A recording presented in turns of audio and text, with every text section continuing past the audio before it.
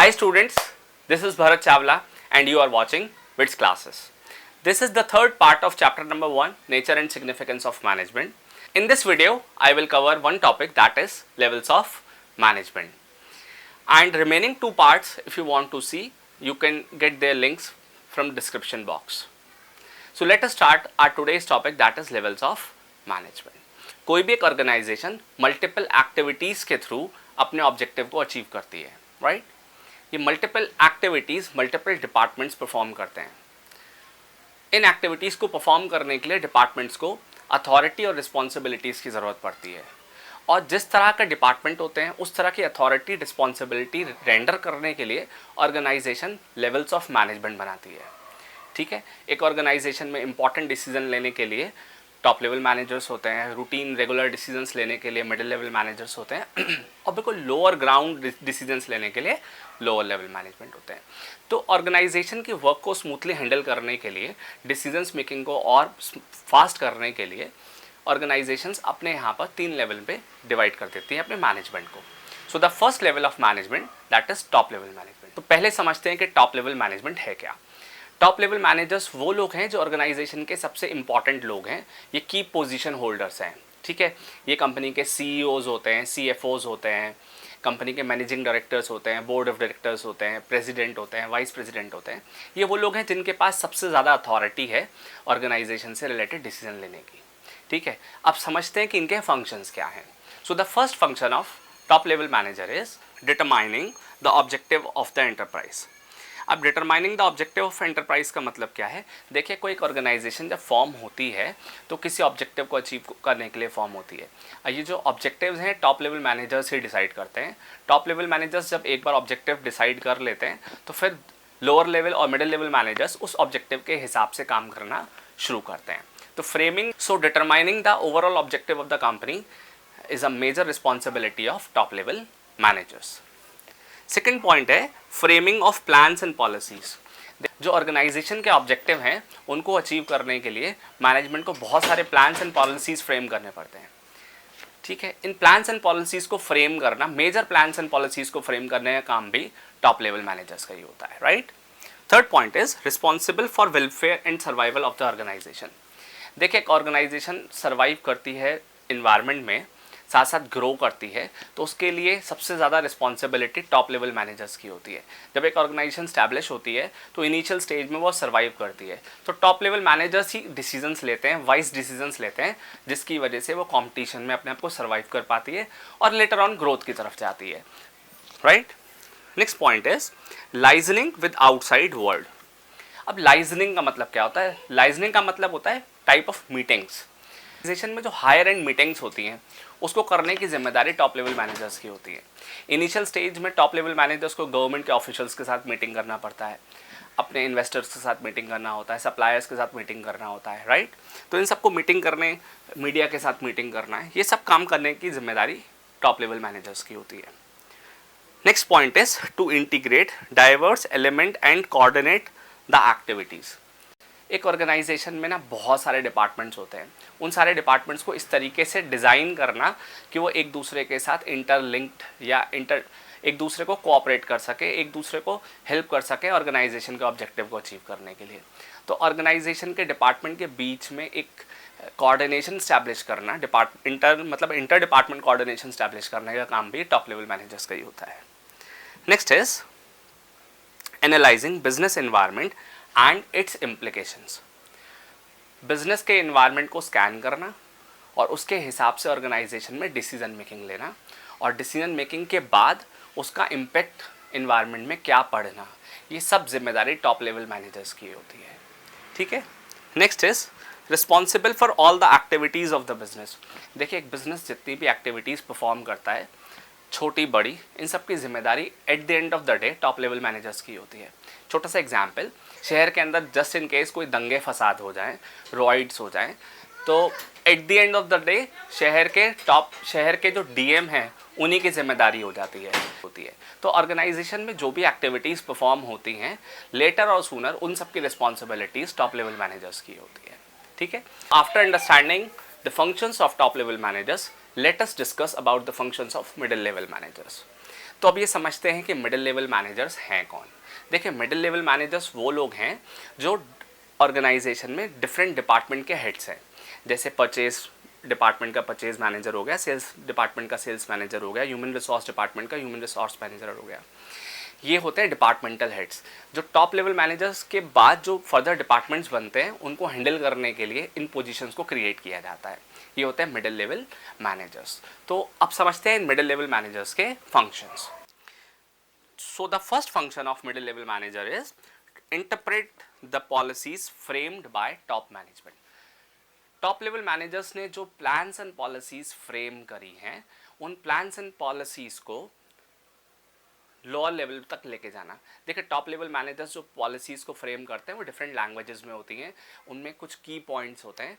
Middle level managers उसको उस language में कन्वर्ट कर देते हैं जिस लैंग्वेज में लोअर लेवल मैनेजर्स और एम्प्लॉयज़ उसको समझ सकें, right. Second point is ensure that there department has necessary personnel.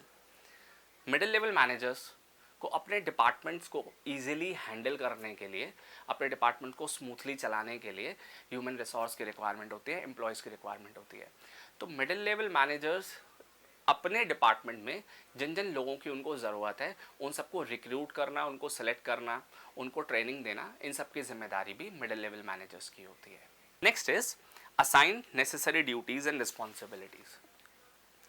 Middle level managers के अंडर में जितने भी एम्प्लॉयज़ आते हैं उन सबको उनकी ड्यूटीज़ असाइन करना, उनकी रोल्स एंड रिस्पॉन्सिबिलिटी ट्रांसलेट करना, उनको गाइड करना, उनको हेल्प करना, ऑर्गेनाइजेशन के पॉइंट ऑफ व्यू से उनको तैयार करना, इन सब की जिम्मेदारी भी मिडिल लेवल मैनेजर्स की होती है। Motivate them to achieve desired objective. Organisation में जो एम्प्लॉयज़ काम करने आते हैं उनको टाइम टू टाइम मोटिवेशन की ज़रूरत पड़ती है। ये मोटिवेशन इंसेंटिव्स के थ्रू ऑर्गेनाइजेशन देते हैं, या फाइनेंशियल भी हो सकते हैं, नॉन फाइनेंशियल भी हो सकते हैं। तो middle level manager time to time अपने एम्प्लॉयज़ को एनकरेज, मोटिवेट करते हैं ताकि वो ऑर्गेनाइजेशन के मेजर गोल को, मेन गोल को कंट्रीब्यूट कर सकें। Cooperate with other departments. Her department manager की रिस्पॉन्सिबिलिटी होती है कि वो अपने ही जैसे दूसरे डिपार्टमेंट के साथ भी एक कॉपरेशन क्रिएट कर सके।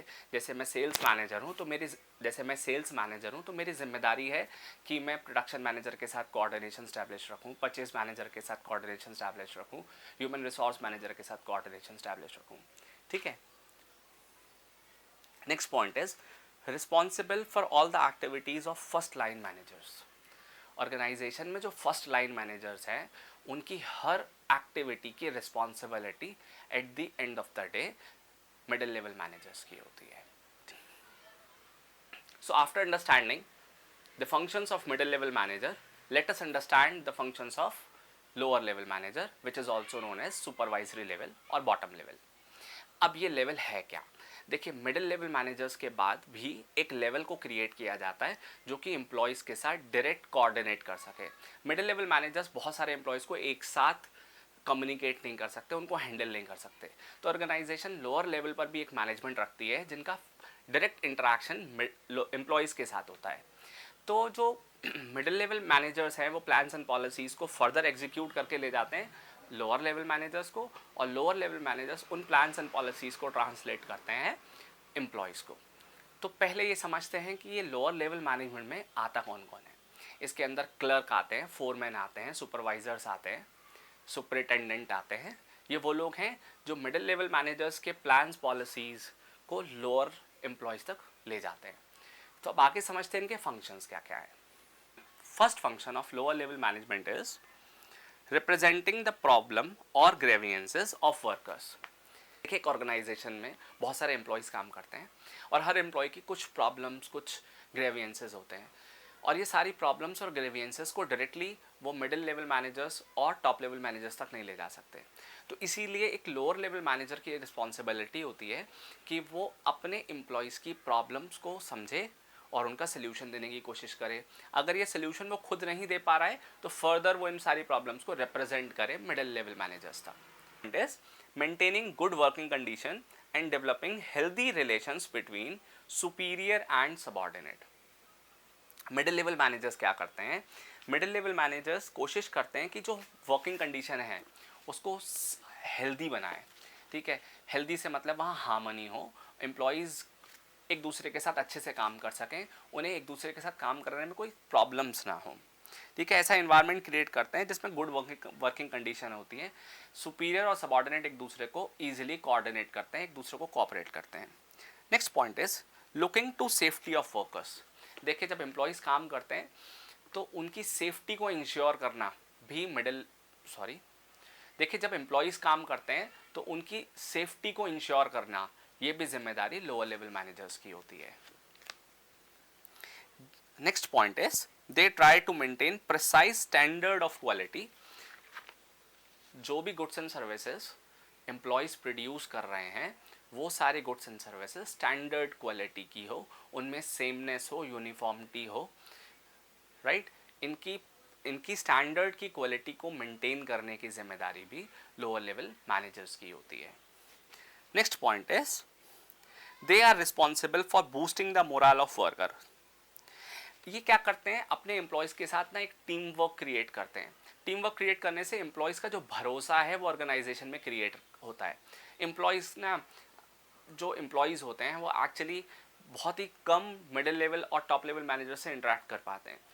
वो उस ऑर्गेनाइजेशन के लिए उनके अंदर जो भरोसा है वो तभी डेवलप हो पाता है जब सुपरवाइज़र यानी ये दो लोअर लेवल मैनेजर्स हैं, ये उनके अंदर टीम स्पिरिट पैदा करते हैं।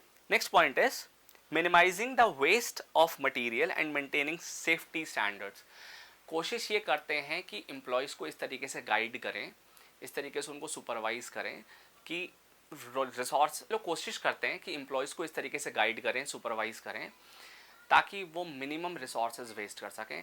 मतलब वहाँ पर अननेसेसरली रिसोर्सेज बर्न ना हो, इसकी जिम्मेदारी भी लोअर लेवल मैनेजर्स की होती है, रिसोर्सेज अननेसेसरली वेस्ट ना हो। Next point is responsible for quality, quantity of output and loyalty of workers. देखिए, जो भी गुड्स एंड सर्विसेज प्रोड्यूस हो रही हैं उनकी क्वालिटी इंश्योर करना, उनकी क्वांटिटी इंश्योर करना, कितने यूनिट्स प्रोड्यूस होनी है और वो कितने यूनिट प्रोड्यूस कर पा रहे हैं। इसके साथ साथ एम्प्लॉयज़ की लॉयल्टी मतलब क्या है कि एम्प्लॉयज़ ना ऑर्गेनाइजेशन के लिए फेथफुल रहें, ऑर्गेनाइजेशन की इंपॉर्टेंट इन्फॉर्मेशंस को वो रिवील ना करें, छोटी मोटी बात पर ट्रेड यूनियन स्टैब्लिश ना करें। इन सब की जिम्मेदारी, इन सारी प्रॉब्लम्स को रिजॉल्व करने की जिम्मेदारी भी लोअर लेवल मैनेजर्स की होती है। ठीक है, इस वीडियो में हमने लेवल्स ऑफ मैनेजमेंट समझे। इसके आगे 2 टॉपिक रह गए हैं इस चैप्टर में, functions of management and coordination. वो हम नेक्स्ट वीडियो में कवर करेंगे। ठीक है, आपको ये वीडियो कैसी लगी मुझे ज़रूर बताइए। अगर आपके कोई सजेशंस हैं तो वो मुझे ज़रूर कमेंट करके बताइए ताकि हम इस वीडियो को और इंटरेक्टिव और प्रोडक्टिव बना सकें। ठीक है, तो मिलते हैं नेक्स्ट वीडियो में, तब तक के लिए अपना ख्याल रखिए।